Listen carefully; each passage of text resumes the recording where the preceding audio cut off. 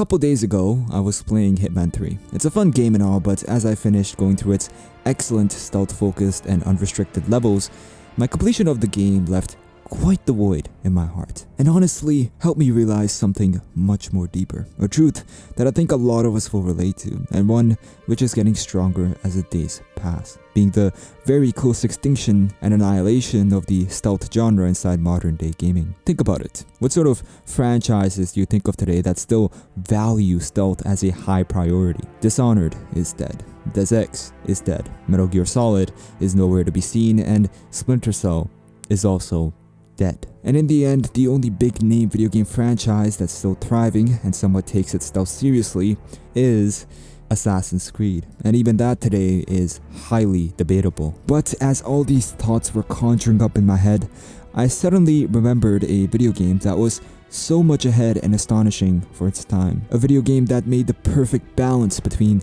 its stealth and its almost flawless parkour, and a video game that was unfortunately overshadowed by its depressing technical state.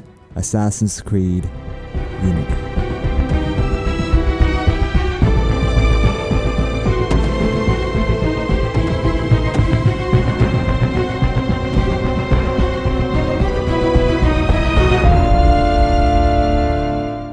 It's hard to believe, but it's been over 8 years since the release of Assassin's Creed Unity, and I went back to it a couple of weeks ago to see how it's held up and if it's still as memorable as it was when I first played it 5 years ago. A time where I was still very confused about its hate, but well, after playing all the deviations and diversions from the franchise these past few years, I can say that my love for Unity has only grown. Unity's world is still one of the best of any Assassin's Creed game. Its late 18th century Paris that is roaring in revolution is still one of the most beautiful and historically accurate worlds I have ever experienced. But even though without doubt it is a gorgeous and a recreation that I will remember for a lifetime to come, what matters more are the gameplay systems that have been placed within its Paris. And there's two systems in particular that pretty much make Unity such a free and brilliant experience: the parkour and stealth.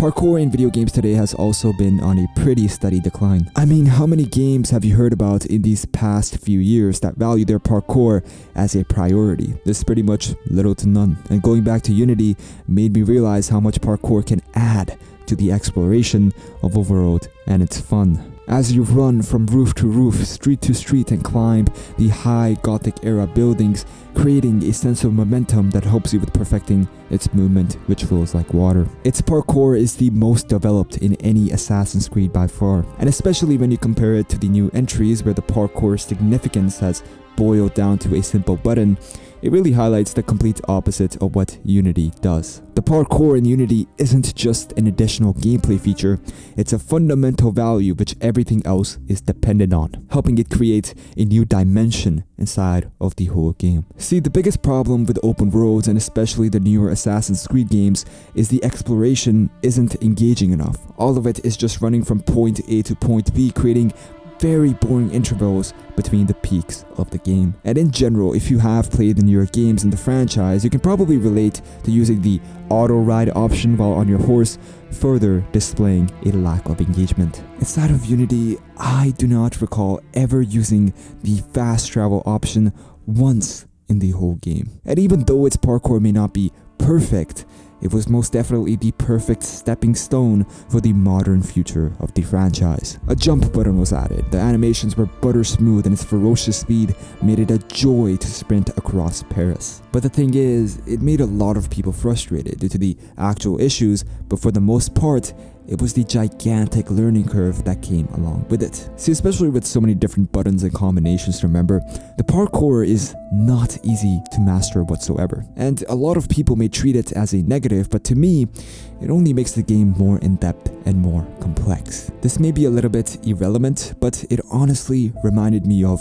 Warframe. You've probably played it since it's been around and free for ages, but its movement is very interesting and unique from a lot of other shooters. See, you don't just hold a button the entire duration of your playthrough running from one corner to the another, but rather as it progressed, you learn to combine its movement and make patterns as you put together the sliding and sprinting together, creating bullet jumps, air rolls, and transformed your time from getting to one place to the other from 5 seconds just down to 1/5 of that. Unity does very much the same thing, and the feeling it creates of continuous progression that even in the smallest things like running from point A to B are made enjoyable. But despite the parkour adding to the exploration and creating Unity an example of a good open world, what it accomplishes when it's combined with the stealth inside of its brilliant level designs is what makes it such a free and open experience. This is one of Unity's first missions. It asks you to go to the lower gallery inside of the estate to find De La Serre, and that's it. The game just puts you there with no sort of guidance on where to go next. And now it's up to you on how you want to do it. Do you want to climb from the right side in, or scale the buildings, or perhaps sneak past the guards through blending in with the crowd? There's so much freedom inside of Unity's level design right from the start, which only gets better and better as the game progresses, and integrates its systems deeper to make some of the best moments ever. For example, inside of one of the assassination missions where I had to assassinate De La Peter, the game told me where the target is, and that's about it. As I maneuvered around the building to the parkour, took out enemies secretly with its excellent stealth, and got into the actual party thanks to my disguise, I finally found De La Peter. I could assassinate him right on, I could make a decoy to lure him away, or I could go ahead and poison his wine and wait for him to leave so I can strike him privately. I poisoned his wine, and as he exited into the hallway, I killed him, dropped the smoke bomb, and ran away. Now, there's a thing I want you to focus on here. The amount of objectives the game gave me. 2. In that whole span of the mission, the game gave me 2 objectives in total.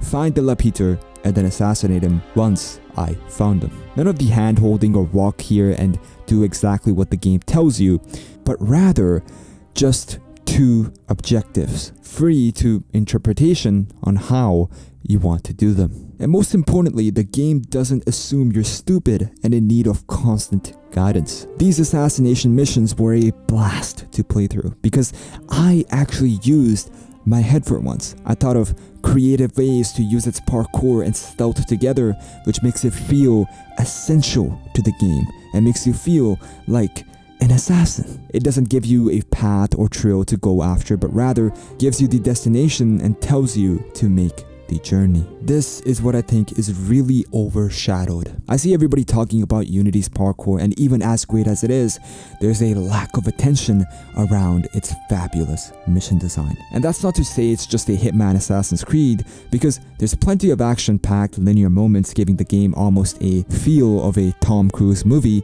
but rather it's about the balance it strikes between the two, which also allows the game to feel so free and open while also combining it with the narrative of Unity that also shares some amazing themes. A duo with Balek inside of a place of worship with the reality of the 2 orders sharing moral lessons. I absolutely adore Unity's story and the themes it shares. It's interesting because a lot of people find this a very mediocre aspect of the game, and even though I believe it has some serious pacing issues that could have been fixed by making the game a bit longer, and the relevancy to the French Revolution itself could have been greater, it was still a great plot to go through, and Arno easily became one of my favorite protagonists in the entire franchise. It honestly reminded me a little bit of The Witcher 3, especially the moral messages it gives. There's no good or wrong in this world, and well, Arno was somebody who was caught up in the deceptions for his everlasting lust for justice. Unity could have seriously been the next foundation for the future of the franchise, but as we know, thanks to the mess it was at launch, it stripped it of that opportunity and left it a game that was finally appreciated for its achievements after its cover of ugliness was lifted. See, the level of ambition Unity had for its time was mental. This is 2014, and unfortunately, the limitations by technology and especially development resources at the time stole away everything Unity had to offer. Its stealth, parkour, and world were all overshadowed by the black screens. And I'm not saying it would be right or justifiable, but if we could have been a little bit more kind to Unity, I believe we would have never plunged to the sad RPG template that Assassin's Creed has become, churning out these same 60-hour long campaigns with little to no respect to the franchise's name. And today, it has left a huge void inside me that I realize is only going to get deeper. With no stealth or parkour prioritized titles coming in the next year or few years even, I'll always be there to replay Unity. It was the right Assassin's Creed, but at a very wrong